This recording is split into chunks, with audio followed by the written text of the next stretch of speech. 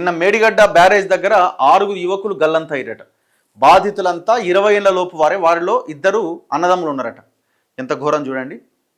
పిల్లలు అసలు రామ్ చరణ్ 17 ఏళ్ళు, శివ మనోజ్ 15 ఏళ్ళు, రాహుల్ 19, రక్షిత్ 13, సాగర్ 16, మధుసూదన్ 18. ఘోరం. అసలు ఎట్లా వాళ్ళకి ఎంట్రీ ఉన్నది? కనీసం అక్కడ సెక్యూరిటీ అట్లాంటిది ఏం లేదా? అందరూ 20 ఏళ్ల లోపు యువకులే. బంధువుల శుభకార్యానికి హాజరై సరదాగా గోదావరి వద్దకు వెళ్లారు. స్నానం చేసేందుకు నదిలో దిగి ఒకరి తర్వాత ఒకరుగా అక్కడి గుంతలో కూరుకుపోయి గల్లంతయ్యారు. బాధితుల్లో 2 సోదరులు ఉండడం, తండ్రి కళ్ళెదుటే వారిద్దరూ మునిగిపోవడం మరింత విషాదకరం. జయశంకర్ భూపాలపల్లి జిల్లా మహదేవ్పూర్ మండలం మేడిగడ్డ బ్యారేజీ వద్ద శనివారం ఈ దారుణం జరిగింది.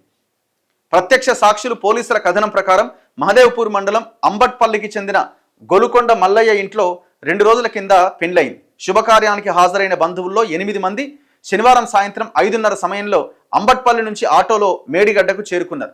స్నానం చేసేందుకని తొలుత నదిలో దిగిన పట్టి మధుసూదన్ మునిగిపోతుండడాన్ని గమనించిన ఆయన సోదరుడు పట్టి శివమనోజ్ కాపాడేందుకు ప్రయత్నించాడు. ఈ క్రమంలో ఆయన కూడా మునిగిపోయాడు. అలా ఒకరి తర్వాత ఒకరుగా 6 అదే ప్రాంతంలో గల్లంతయ్యారు. ప్రమాదం నుంచి బయటపడ్డ వ్యక్తి శివమని వివరించాడు. బాధితుల్లో 4 అంబట్పల్లికి చెందిన వారు కాగా 2 కొర్లకుంట గ్రామస్తులని బంధువులు తెలిపారు. ఆటోను నదికి దగ్గరలో నిలిపి వస్తున్న పట్టి వెంకటస్వామి కండ్ల ముందే ఆయన 2 కుమారులు మధుసూదన్, మనోజులు గల్లంతవడంతో ఆయన కుప్పగూలిపోయారు. కుటుంబాలకు అర్థమైపోయినాయి చూడండి. 12 అడుగుల లోతు, 4500 క్యూసెక్కుల ప్రవాహం. బ్యారేజీకి ఇటీవల మరమ్మతులు చేపట్టారు. ఈ క్రమంలో ఎగువన నదీ పరివాహక ప్రాంతంలో గుంతలు ఏర్పడ్డాయి. అవి సుమారుగా 12 అడుగుల లోతు వరకు ఉండే అవకాశం ఉందని పోలీసులు భావిస్తున్నారు.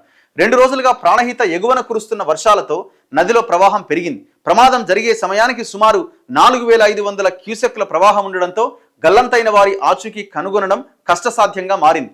గజ ఈతగాళ్లను రంగంలోకి దింపాం. 6 రాష్ట్ర విపత్తు నిర్వహణ బృందాలు రప్పిస్తున్నారు. ఘటనపైన మంత్రి శ్రీధర్ బాబు దిగ్భ్రాంతి వ్యక్తం చేశారు. గాలింపు చర్యలు ముమ్మరం చేయాలని కలెక్టర్ రాహుల్ శర్మ, ఎస్పీ కిరణ్లను ఆదేశించారు. ఎంత దారుణం అండి. ఇప్పుడు అక్కడ కనీసం ఇక్కడ ఈ ప్రవాహం ఉంది, ఇక్కడ గుంతలు ఏర్పడ్డాయి, అసలు ఎవరు రావద్దు అన్న కనీసం నిషేధిత బోర్డ్స్ అయినా ఉండాలి కదా.